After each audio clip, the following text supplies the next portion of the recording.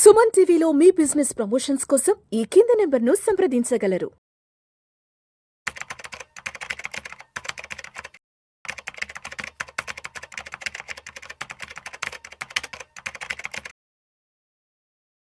నమస్తే రేవంత్. నమస్తే sir. Welcome to Vishnu talks. Thank you. So Revanth, నేను ఆఫీస్లో ఉంటే ఒక మ్యారేజ్ బ్యూరో వాళ్ళు వచ్చారు. వాళ్ళకి ఏదో ప్రోగ్రామ్ చేయించుకోవాలంటే ప్రోగ్రామ్ నిమిత్తం నా దగ్గరకు వచ్చారు. ఓకే. సరే, ఇంకా కాసేపు నా క్యాబిన్లో కూర్చొని మాట్లాడుకుంటున్నాం. ఏంటి సార్, ఇప్పుడు పెళ్ళిళ్ళ సీజన్ కదా, బాగా బిజీగా ఉన్నారు ఏంటంటే మాట్లాడుతూ ఏంటి అసలు అంటే అమ్మాయిల పేరెంట్స్ రిక్వైర్మెంట్ ఎలా ఉంది ఏంటి అంటే ఆయన ఒక మాట చెప్పాడు సార్, నేను నిజంగా షాక్ అయ్యాను. ఆయన చెప్పాడు, విష్ణు గారు, 1,00,000-1,50,000 జీతం సంపాదించే అబ్బాయిల ప్రొఫైల్స్ ఉంటాయి కదా, అవి చెప్తుంటే అసలు అమ్మాయిల పేరెంట్స్ కన్సిడర్ చేయట్లేదు, తీసి పక్కన పడేస్తున్నారు. అంటే సంవత్సరానికి 12 లక్షలు, 15 లక్షలు, 18 లక్షలు, 20 లక్షలు వచ్చే ప్యాకేజెస్ ఏవైతే ఉన్నాయో ఇవి అసలు కన్సిడర్ చేయట్లేదు సార్, తీసి పక్కనే చేస్తున్నారు. నెలకి ఒక 3 లక్షలు, 3-3.5 లక్షలు వస్తాయి కదా, అంటే సంవత్సరం దగ్గర ఒక 36 to 40 lakhs వరకు ప్యాకేజెస్ ఉంటాయి కదా, అంటే సంవత్సరానికి 30 నుంచి 40 లక్షలు వచ్చే ప్యాకేజ్ వచ్చే అబ్బాయిల ప్రొఫైల్స్ ఉంటాయి కదా, అవి మాత్రమే కన్సిడర్ చేస్తున్నారు సార్. అసలు 1,00,000 ప్రొఫైల్ అసలు మాకు చెప్పొద్దు, తీసి పక్కన పడేస్తున్నారు అన్నారు. నేను కాసేపు ఆలోచనలో పడ్డా, ఏంట్రా బాబు సమాజం ఎలా అయిపోయింది, ఎక్కడికి పోతుంది, మరి 1,00,000-1,50,000 సంపాదించే వాళ్ళ పరిస్థితి ఏంటి, ఏం వాళ్ళే మనుషులు కదా, వాళ్ళే మగవాళ్ళు కదా, ఏంది ఏం 3 లక్షలు 4 లక్షలు సంపాదించే వాళ్ళైనా మనుషులు, వాళ్ళైనా మగవాళ్ళు ఏంటి మరి ఇప్పుడు అంటే అమ్మాయిల పేరెంట్స్ మైండ్ సెట్ ఈ విధంగా ఉంటే మరి 1 lakh 1.5 lakh సంపాదించి మరి వాడికి ఎప్పుడు పెళ్ళి అవ్వాలి ఏంటో నేను చాలా డైలమాలో పడ్డాను. ఏంటి అసలు సమాజం ఎటుపోతుంది, ఎస్పెషల్లీ అమ్మాయిల పేరెంట్స్ యొక్క ఆలోచనలు చూస్తుంటే అంతు చెక్కట్లేదు అసలు. ఒకప్పుడు అమ్మాయికి, మన ఇంట్లో అమ్మాయికి ఒక పెళ్లి సంబంధం చూడాలి అంటే అబ్బాయి ఎలాంటి వాడు, అబ్బాయి తల్లిదండ్రులు ఎలాంటి వాళ్ళు, ఆ ఊర్లో వాళ్ళ ఇంటికి ఉన్నటువంటి పేరు ప్రతిష్టలు ఏంటి, ఇవన్నీ చూసేవాళ్ళు. అబ్బాయి గుణగణాలన్నీ చూసేవాళ్ళు, అబ్బాయి ఆరోగ్యంగా ఉన్నాడు ఇవన్నీ చూసుకునేవాళ్ళు. ఇప్పుడు ఒక పెళ్లి సంబంధం అనగానే అబ్బాయికి 3 లక్షల 4 లక్షల, సంవత్సరానికి ఒక 36 lakhs 50 lakhs, ఇలా అయిపోయింది సమాజం. ఏంది ఎంతవరకు అంటే ఇంకా ఇలాంటి దారుణమైన విషయాలు ఇంకా ఎన్ని వినాల్సి వస్తుందో నాకు అసలు అర్థం కాలేదు. మరి దీనికి మీ కామెంట్ ఏంటి? వాళ్ళ జీతం ఎంత ఉందో అంత జీతం ఉండాలి అని అనుకుంటున్నారు పేరెంట్స్. బేసిక్గా 3-4 లక్షలు ఏ వయసు వాళ్ళకి వస్తుందండి?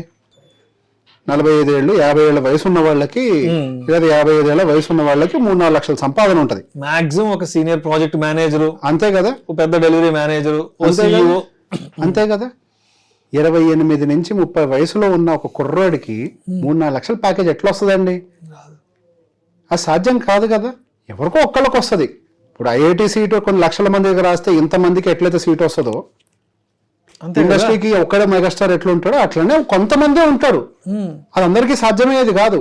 మేబీ యుఎస్ సంబంధాలు అవి ఇవి చూసి అట్లా అనుకుంటున్నారేమో, అక్కడ 3-4 లక్షలు వస్తున్నాయి కదా, దానికి పోటీకి ఇక్కడ రావాలని. అంటే అక్కడ నెలకు 10 లక్షలు ఎంత వస్తుంది కదా, కనీసం ఇక్కడ ఒక 4-5 లక్షలైనా మా అమ్మాయికి అక్కడ 10 లక్షలు రావాలన్నా కానీ 40 ఏళ్ళు టైం పడుతుందండి. వాళ్ళు 40 ఏళ్ళ వయసు రావాలి, అంత ఈజీ ఏం కాదు. 35 ఏళ్ళు 40 ఏళ్ళు టైం పడుతుంది వయసు, అంత ఈజీగా ఏం రాదు. 10 లక్షలు అంటే చిన్న విషయం ఏం కాదు. ఎవరో ఒకళ్ళిద్దరికే ఉంటుంది. అక్కడ కూడా H1B మీద వెళ్ళే వాళ్ళకి ఎంత ఉంటుంది అనుకుంటున్నారు? 5 లక్షలు 6 లక్షల జీతం అంతే, నెట్ టేక్ హోమ్.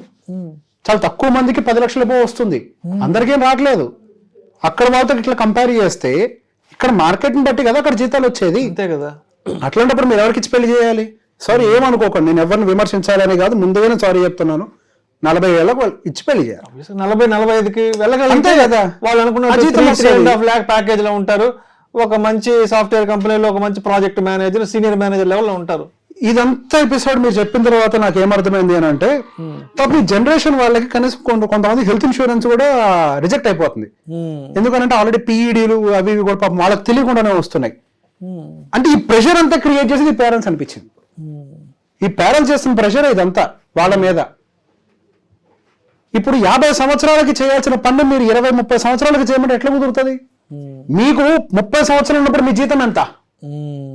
మిమ్మల్ని మీరు ప్రశ్నించుకోండి. మీలాంటి కుర్రాడే కదా వాడు కూడా. 30 సంవత్సరాలకి మీరు ఎలా ఉన్నాడో 30 సంవత్సరాలకి కుర్రాడు ఇప్పుడు అలానే ఉంటాడు. 30 సంవత్సరాలకి మీరు ఇంద్రభవనం కట్టారా? కాదు కదా.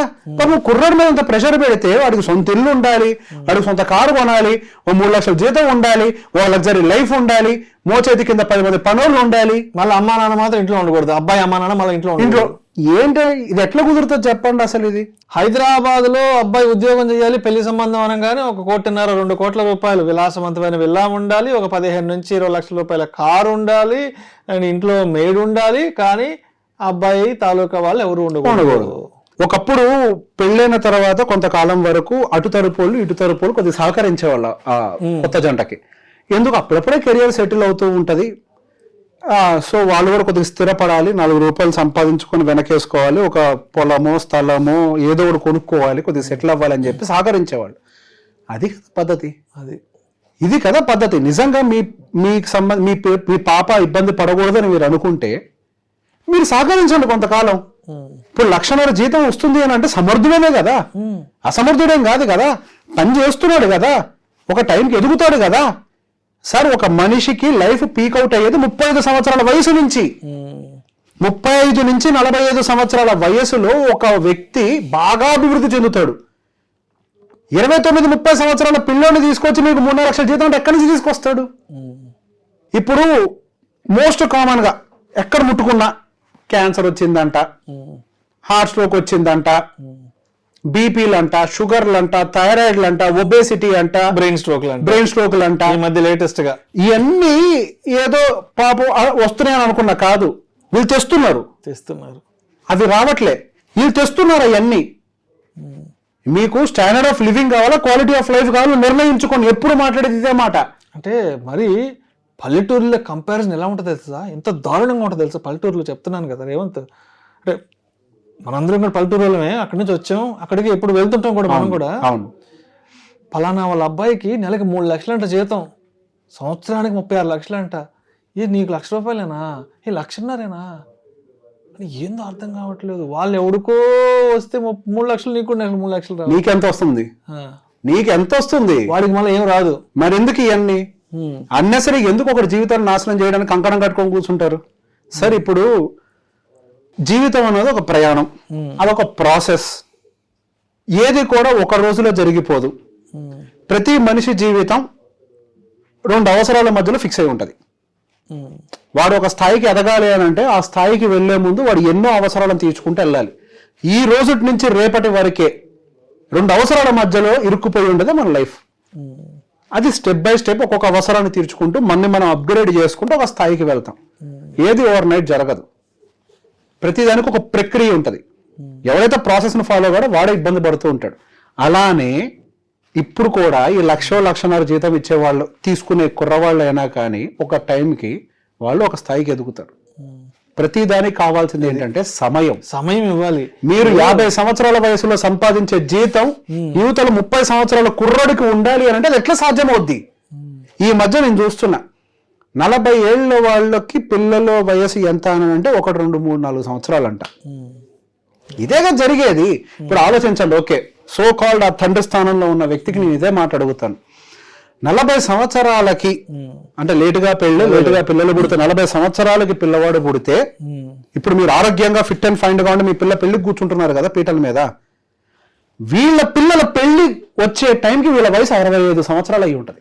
ఉంటారు ఉండరు నమ్మకం లేదు. 65 సంవత్సరాల వయస్సులో వీళ్ళు ఏం చేయగలుగుతారు అంటే మీరు ఆలోచించాల్సింది ఏంటి? కేవలం ఈ రోజు ఈ అమ్మాయి ఒక్క సుఖంగా ఉంటాం కాదు కదా, వీళ్ళ తరం మొత్తం బాగుండాలని కదా మీరు ఆలోచించాల్సింది. అది మొత్తం బాగుండాలి అని అంటే ఒక ప్రాసెస్ లో జరగాల్సింది. 30 ఏళ్ళ ఒక పిల్లవాడు, వీళ్ళకి 55-58 సంవత్సరాలకు వచ్చేయడానికి కూడా ఒక పెళ్లి, వీళ్ళకి బాధ్యతలు తీర్చేసుకునే విధానం, ఇది కదా ప్లానింగ్ అంటే. 35 ఏళ్ళు ఉన్నా పర్లేదు, 40 ఏళ్ళు ఉన్నా పర్లేదు, నాకు 3 లక్షల జీతమే కావాలని కూర్చుంటే అవ్వదు కదండి. అదొక ప్రాసెస్, అదొక ప్రక్రియ. అబ్బాయి మంచోడు, అబ్బాయికి డిసిప్లిన్ ఉంది, అబ్బాయికి పెట్టుబడి రంగాల మీద అవగాహన ఉంది, ₹1 సంపాదించిన దాన్ని దాచిపెడతాడు, వైజ్గా పెట్టుబడులు పెడతారు, జూదాలకి ఇట్లాంటి వాడికి దూరంగా ఉంటాడు, సరదాగా ఉంటాడు, నవ్వుతూ ఉంటాడు, నవ్విస్తూ ఉంటాడు. ఇది కదా అర్హత అంటే. ఏది అర్హత?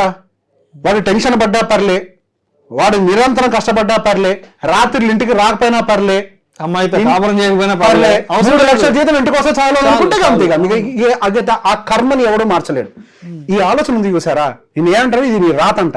అతి అయిపోతుంది మరి జనాలు. మరి ఏంటి సార్ ఇది? అతి ఇప్పుడు ఏ వయసులో పడాల్సిన పని ఆ వయసులో జరుగుతూ ఉంటది. దానికి ఎందుకు సార్ ఈ పోరాటం అంతా? సంపాదించేవాడు రేపు కూడా సంపాదిస్తాడు కదా, జీతం అనేది ఎలా పెరుగుతుంది? సంవత్సరానికి ఎంత పెరుగుతుంది? 30 సంవత్సరాల వాడు ఎట్లా సంపాదిస్తారు సార్ 3 లక్షలు? వాడు 27-28 లక్షల రూపాయలు సంపాదిస్తున్నాడంటే ఏమో రేపు 35 వచ్చేటప్పటికి వాడు మీరు అనుకున్నట్టు నెలకి 3 లక్షలు కూడా సంపాదించి క్యాపిటల్ ఉంటది కదా. అంతే కదా. నేను ప్రతి పేరెంట్ ఇప్పుడు బేసిక్ ఇక్కడ ఆడపిల్ల తల్లిదండ్రులే కాదు అంటే maybe because it is the pressure from them. ఇక్కడ మగపిల్లల తల్లిదండ్రులు కూడా నువ్వు ఏమన్నా చెయ్యి, నువ్వు ఇల్లు కొనాల్సిందని కూర్చుంటున్నారు. నాకు ఈ మధ్య కుర్రోళ్ళు వస్తున్నారు, నాకు చూస్తుంటే బాధ అనిపిస్తుంది. జాబ్ వచ్చిన 6 నెలలకు హైదరాబాద్ 2 కోట్లు ఇల్లు కొనాలి. నాకు ఇప్పుడు అర్థమవుతుంది సార్, ఫైనాన్షియల్ డిస్ట్రిక్ట్ మణికొండలు ఇల్లు కొనాలి. ఇప్పుడు పిల్లగాళ్ళకి అది అర్థమవుతుంది, ఈ జనరేషన్ వాళ్ళకి అది కరెక్ట్ కాదేమో నా దగ్గరకు వస్తున్నారు. వచ్చి ఒక మాట అంటారు, సార్ ఏంటి సార్ ఇట్లా అంటున్నారు, ఇల్లు కొనమని ఈ వయసులో నేను ఇల్లు కొని ఏం సాధించాలి సార్? ఇప్పుడు ఒకటే మాట అడుగుతా, ఇల్లు కొంటారు సార్, నేను ఏం చెప్తున్నా, వలస పక్షుల్లో అంటోళ్ళం. ఇప్పుడు ఈ రోజు ఒక ఉద్యోగం ఇక్కడ చేస్తున్నావు, రేపు నీకు బెంగళూరులో టీం లీడ్ ఇస్తానంటారు, ఇక్కడ వచ్చే జీతానికి డబ్బులు ఇస్తానంటారు, ఇక్కడ ఇల్లు కొని పెట్టావు. ఎంత మంది సార్ ఇక్కడ ఇల్లు ఉందని చెప్పి అక్కడ పోనోళ్ళు ఆగిపోయి కెరియర్ ఆపుతున్నారు. పూణేలు ఇప్పుడు బెంగళూరు వెళ్తావు, ఆపర్చునిటీ వచ్చింది, అక్కడ నీకు డబుల్ జీతం వచ్చింది, 2-2.5 లక్షలు. అక్కడి నుంచి మేనేజర్ పోస్ట్ ఇస్తే పూణే రమ్మంటాడు, వెళ్ళవా సార్? పని చేయాల్సిన తిరగాలి సార్. ఎదగాలి అనుకున్న వాడు ఎదుగుతూ పోవాలి, దాని స్టెప్ తగ్గట్టుగా ఆపర్చునిటీ హెడ్ ఆఫీసర్ ఎక్కడ వాడికి వెళ్ళిపోవాలి కదా. లేదు నేను ఎక్కడికి పోనానంటే ఈ రోజు సత్యవాదాలు ఉండేవాడా? ఎక్కడికి హైదరాబాద్ బేగంపేటలో తిష్టేసుకొని కూర్చుంటాను ఉండేవాడా? సుందర్ పిచ్చేవాడు ఉండేవాడా? ఎగరాల్సిందే తప్పదు, ఎదగాల్సిన వయసు ఇది, ఎగరాలి, దానికి సమయం ఇవ్వాలి, ఇల్లు కొనాలి, కారు కొనాలి, ఏంటి ఇదంతా? సమయం ఉంది, అన్నిటికీ సమయం ఉంది. ఇంతకు ముందు చెప్పిన మాటే, యుద్ధం చేసే శక్తి ఉంటే చాలు, యుద్ధాన్ని ప్రకటించిన అవసరం లేదు. అంటే ఇల్లు కొనగలిగే శక్తి ఉంటే చాలు ఆ వ్యక్తికి, కొన్ని ఇబ్బందులు పడాల్సిన అవసరం లేదు. శక్తి ఉంటే చాలు, ఆ శక్తి ఉందిలో చూడండి అంతే. ఏడాదిలో బాగుంటాడు కదా. Thank you so much Revanth.